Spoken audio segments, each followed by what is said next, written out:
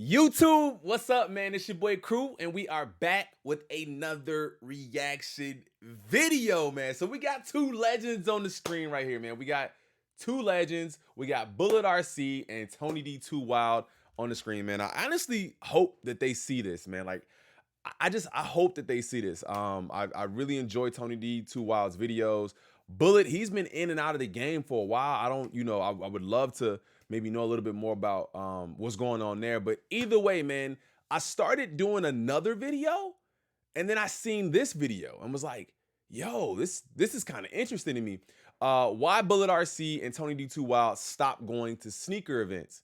And as you guys know, I've picked up my journey going to sneaker events. And I know I had a feeling about them like before I had gone to maybe my third or fourth or fifth event. I kind of had a feeling about them before that. So I kind of want to see if maybe this is they have the same opinion as I do or as I did.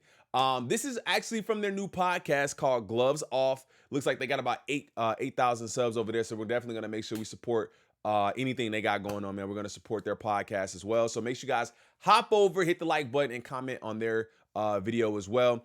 The comment winner from the last video was Dr. Yang, man. So Dr. Yang Pull, that is his name, man. Dr. Yang, that is the comment winner from the last video. Make sure you guys comment on this video. I always go back and I select a new person to win best comment of the video. Also, don't forget to go ahead and hit that sub button. Let's go ahead and get into this video. Why Bullet RC and Tony D.12 stop going to sneaker events. Fit, not really. It's just so simple. Like, there's nothing. Here we go. That's what's going on, bro. Are you guys going to go to ATL? Why no more sneaker event vlog? Wait.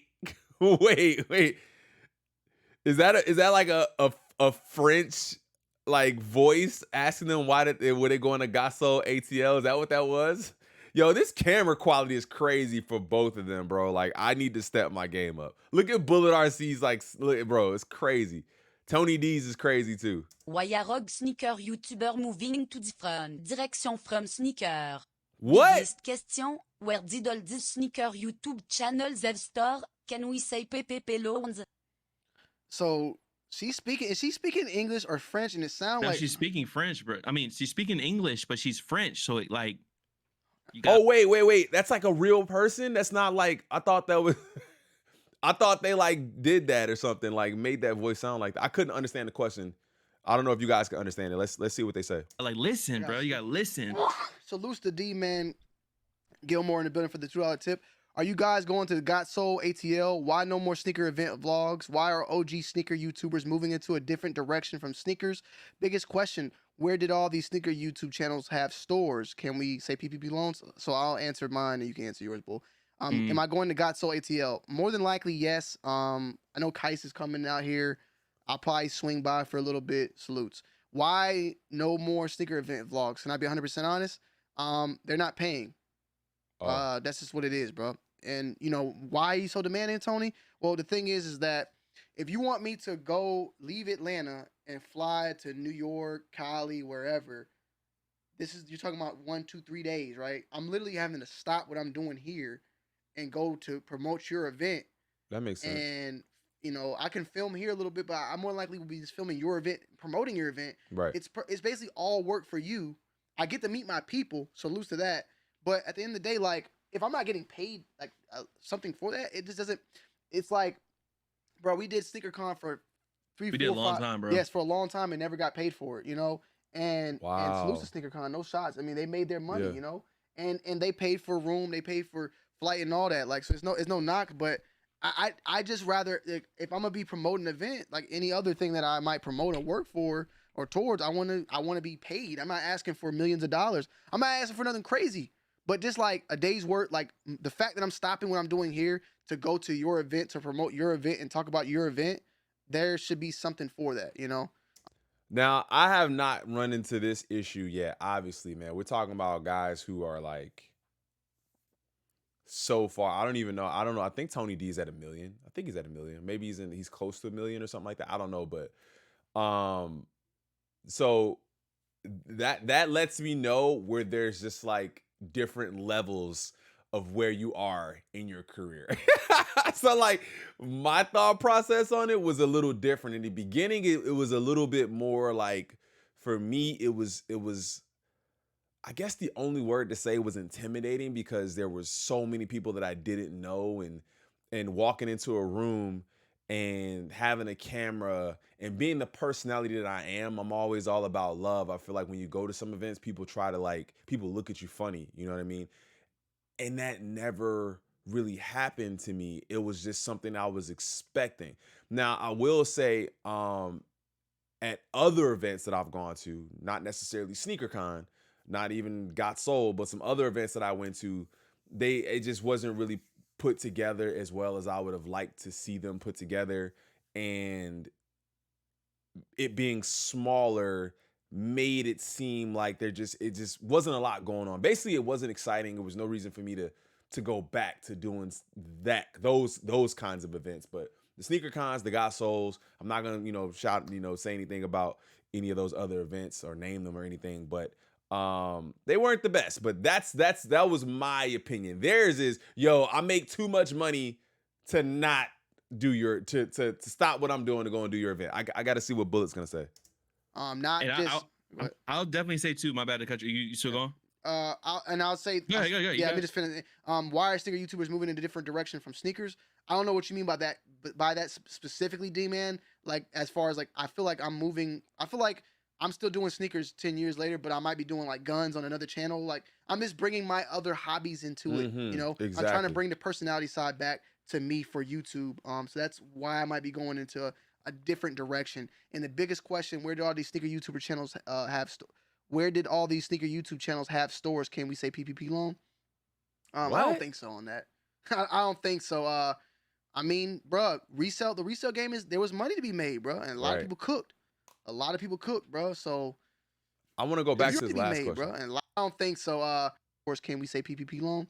YouTuber channels have I'm trying to bring the personality side back to me. So in reference to this, even, and I haven't even been doing it as long as them. I've only been YouTubing for about 2 years, like just about 2 years, and I'm already trying to think about ways to provide different types of content. Like, I don't really see anyone reacting to sneaker content, and there might be, but it might be with a different take. Mine is always to just try to learn and understand and try to see if I can relate, or if you guys can relate to anything that's going on in the sneaker world. So that's why I like to do this. So already I feel like we're trying to like bring in different types of things. And the current state of the sneaker culture or sneaker community is kind of like, it's all over the place. Like, we don't know where it's going to be with the type of drops that we've been getting and stuff like that. So I think that just trying to show you guys a little bit more than, hey, I buy sneakers. I may end up doing some other types of videos too for you guys, just to expand and show you guys there's more than one side to Crew than buying sneakers. But I like that answer. For YouTube. So that's why I might be going into a different direction. And the biggest question: where do all these sneaker YouTuber channels where did all these sneaker YouTube channels have stores? Can we say PPP loan? I don't think so on that. I don't think so. I mean, bro, the resale game there was money to be made, bro, and a lot of people cooked. A lot of people cooked, bro. So it's technically still money to be made. Just depends on how you move. You gotta look at all the channels that blew up. Like we stated before, me and Bull came into the game. We were the young people. It went from like collectors to like reviewers and just regular buyers. And then salutes, I mean, we had we might see differences here and differences, but like 2J's came in and brought a whole nother genre, in my opinion, to sneaker YouTube. And that was the sneaker resale YouTuber. And then after that, you got Cam's Kicks, you got Comment Hype. All these people came in and used the YouTube platform to promote their own stuff. And that only made them more money, bro. It is what it is. So that's that. I mean, that's a great point. I never really looked at it like that, where guys like 2J's, Cams, what's the ladies out in Seattle? I always forget, and I've met them like 2 or 3 times. Sneak City, Cool Kicks, Common Hype. That like one-on-one interaction where we get to see what they go through on the daily. The spot out in New York that was doing free legit checks, I think, because StockX was not doing well. That kind of interact, people want to relate. People want to know the experience that other people are having if they're having the same experiences. People want to prepare for, hey, I might go there. I might, go to a sneaker store in my area, and they want to see how to react and how to respond. Everyone isn't, built to just walk in and know exactly what to do. So I feel like it's just like a review for sneakers. With that type of content, with 2Js and everything. And I met 2Js, incredible dude, man. Like I said, I shot some really amazing content with him, and my audio was gone. So I know that somebody said, yo, it wasn't for everybody else to hear. It was just for you. That's a good way to make me feel better, but I'm still really mad that I don't have that content. But like they said, man, they were asking, like, how did all these sneaker YouTubers get stores, PPP loan? Like, nah, I don't think that's the case at all. I think it was definitely like at a certain point, every day there was like a new drop, and bots were cooking, sneakers resale stores were cooking. And that's why I said before, with the current state of sneakers, the guys who have been here, I think they're going to be fine as far as resellers. It's the new resellers that came in just recently that may not have a shot. I'm gonna take a quick piss break. I'm gonna put you on the big screen. All right, go ahead. All right, you go. As far as am I going to Gospel ATL? No, I'm in here in VA. Why no more sneaker event vlogs? For me, yes, I definitely would like to get paid.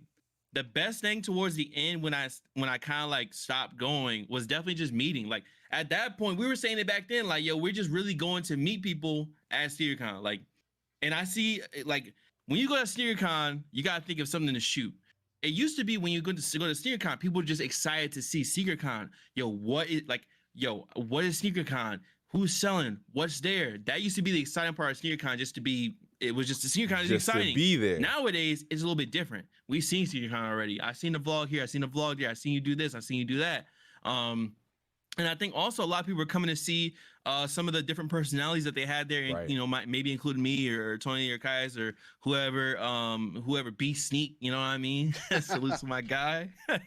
Salute to my guy. Like whoever Blazendary, whoever the case may be. You know what I mean? Dave got kicks. Scared in the Bay. You had everybody. Everybody was there, and slowly people started dropping out because again, you going out is still working and doing these things. And I don't know, the videos and the content seem to get a little bit harder to shoot. I noticed that a lot of times for SneakerCon content, most of the time it's just people asking people questions, bro. Bruh, he's not lying, man. He's not lying, dude. He's not lying. I think what he's saying is that for a content creator, not for a person who goes to these events, for a content creator, it really is, the content is kind of slim. Now, you guys don't know, right? Like you guys are watching, are probably not content creators, but you guys got to realize that a lot of these vendors even travel wherever SneakerCon is, that's where they are. So you might see the same booth every SneakerCon you go to, bro. You're going to see the same booth. Not even just SneakerCon. Got Soul, you're going to see the same booth there. You know what I mean? So sometimes as a content creator, now as a consumer, you guys want to go because maybe you've never seen it before, or maybe you've never, you haven't purchased anything from SneakerCon. You haven't had that experience yet. But as a content creator, I think vlogs are kind of like on like that. I don't even really know if I can want to continue to do vlogs sometimes, because I feel like when I shoot a vlog, I don't get the response as if I go and I ask questions, right? If I ask questions, I get the responses, right? I get the views, I get the clicks, the likes, I get the subscribers and stuff like that. So he's not lying. Basically, all he's saying is, as a content creator, it's become more about hanging with the homies and like getting with the people that you don't get to see all the time. Like I just was there with Roscoe when we went to Orlando. It was Raffy, Roscoe, Jumperman Chris, Keep Pushing Kicks. Hope I'm not missing anybody else. Myself. It was just like we got a chance to really vibe out, and I had never had a chance to meet them before. So it does kind of turn into that. Wow, Bullet. That's all I be seeing is people Yeah, the quick asking people shorts. questions the about shorts, shoes, the like just shorts. an interview. Those shorts. What shorts? Like The shorts. like, Yeah, salutes the like a D- shorts or a salutes the- reel. Like, salutes the hey, what's DNA. your favorite this? Yeah, salutes the DNA, but he be killing it too. Yeah, I mean, but that's the concept people like. Yeah. Hey, what's Exactly. your favorite Jordan 4? Like, what was the shoe that got you in the J's? You know, what's the worst sneaker that what's a sneaker you regret? I mean, but people still like that content. Right. Again, it's back to sometimes you gotta work smarter, use that algorithm, bro. Work smarter, not harder. And that stuff still, again, I'm not saying it doesn't take time. It does still take time to shoot and edit, you know, especially if you can get it fast, but it definitely is easier to do something like that than do a full Absolutely. full blown YouTube video with songs and music and cuts and stuff. And And yeah, I was gonna say Go ahead. I was gonna Go say, ahead. are you on the why are sneaker YouTubers moving in different directions? Was that what you're going to, Bull? Are you? What do you mean? What was your next question you were about to ask? Answer. Oh, I was just going to the different directions. So I think I was just gonna help you out real quick because I didn't catch it till now, and you can answer it. But maybe like a Tom Stefanik, he went to do the you know, he's doing the management now. Mhm. You know, you got Blazendary, he's on Whatnot now. So like that's maybe that's what he was talking about, and I didn't catch that. But there are a lot of YouTube, Blake Linder, they all, like you said, they all did. Yeah. I didn't think about that, so go ahead and answer that. Yeah, salute. Let me make sure I say Blake Linder, bro. He might not even like be seen. He's grown now, bro. He's grown. Yeah, man. I think that it's always good if you can find something new and hey, maybe you just making more money that way. Maybe it's less work, bro. Editing videos and shooting videos is work, bro. Bruh, and I'm not even that good at it, bro. I feel like editing videos is insane. It's always, we're as a content creator, and maybe this is allowing you guys a little bit more of a view inside of content creators' mind. We're always looking for ways to get you out content quicker, and not necessarily quicker in the sense of sacrificing quality, but we want to get you guys more content. I want you guys to feel like I know him, even if you've never met me before. So that's why I do these kind of videos, even because it allows me to not just talk about buying shoes. It allows me to cover so many other topics, and I'm really excited to continue to doing this. But like they said, man, it's about working smarter and not harder sometimes, and using the algorithm to your advantage if you can, which is why you see I put out, you know, more and more shorts and try to do more original content, short wise, ask questions that people haven't asked before, do things that people haven't done before. And at some point, you know, you kind of run out of ideas. So I see what he's saying. Fun and it's great and I love it. I'm grateful for it. But editing is tough. It's still work. Very much. Like it's still work. And if I could, if I can make extra money on the side, maybe like selling on Whatnot, I might be selling on Whatnot and be like, damn, bro, I'm kind of making more money on Whatnot, and all I gotta do is click a button. And I mean, of course, I still gotta ship and source, but I gotta click the button, I go live, and I might be able to make some money right here, bro. I don't gotta edit again. I just say, yo, I'm live. Here we go. Boom, boom, boom, boom, boom. That's the other thing, man. The live streaming, and I've seen Tony get into live streaming before too. But live streaming really is, I didn't even know that I could do live streaming, and I just hit the button and it went live, and I've been going live ever since. But if I had been able to do that, had been doing that from the beginning, I just feel like live streaming is where you really get a chance to engage with your audience. You really get a chance to, I feel like I know you guys. Like, I know you, it may seem weird, excuse me, but I feel like I know a lot of you guys. I see your names in the chat, and sometimes people may not pull up for a couple months, and I see them and I remember them. Like, for the most part, I feel like I remember almost every one of you guys. I've seen your names so much, and I know Rafi has said it before, and Roscoe said it before. Like, you know your regulars, you know the people who are in there, and I think that, like he said, you just go live. You don't have to edit, or you don't have to take the time to, you know,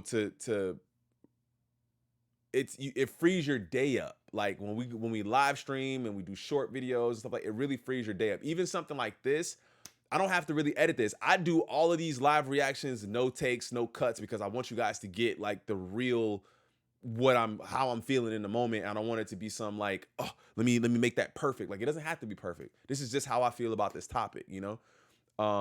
So they're really dropping some gems. I think content creators should probably take a listen to this. Boom. Maybe I'm doing management now. I've made so many videos. I've done all this stuff. I don't feel like editing no more. I have these connects. hey, maybe I use my connection, say, hey, yo, Tony, bro. Yeah, I'm working for this people. I got my own thing. Yeah, I'm trying to get this. I got this deal for you, bro. Work with me. And let me get a cut real quick. Like maybe I can make more money doing that. Or maybe you just don't, might fall out of love with content creation. Who knows? Oh. I think the better idea is just to kind of just broaden. Exactly. I think Tony's doing a great job with like the gun channel and the clips channel and all that stuff. Just having some extra stuff, some extra content for people to watch and to dig into that don't have to be so as polished. You know what I mean? I still think your gun content is very, very polished, of course, but it doesn't have to be as polished as a sneaker video or like your big channel video. Right. And the PPP loans down, and there ain't no PPP, bro. I don't think it's no PPP. You definitely have talked about it. Like you want to do less polished content, you would say, right? Right. You just Yeah, it would be nice. It would be nice to be able to not. But my problem is I will still make it. Like I have to force myself to not polish it. I have to even like today when I'm making this, like making a thumbnail for this, I sat here for like 20 or like 25 minutes. It's like, should I do it this way or should I do the thumbnail this way? Should I turn to the side? Yeah, I think that. Hold on, let me pause this. I think that was a good depiction of the mind of a content creator. So people think that, and I've heard it. Maybe not necessarily said to me, but I've heard it. People think that, all you do is you sit in front of a camera and you don't, you're not doing anything. But at the end of the day, I want you guys to enjoy the content. We're in a state of time where we are constantly consuming content. I mean, I don't care what you're watching TV, you're on your phone, you're on TikTok, Instagram, Twitter, constantly consuming content. So if I'm going to be one of those people that provide you content, I want you to feel like you're getting something good from me. I want you to feel like you want to come back and you want to listen to me. And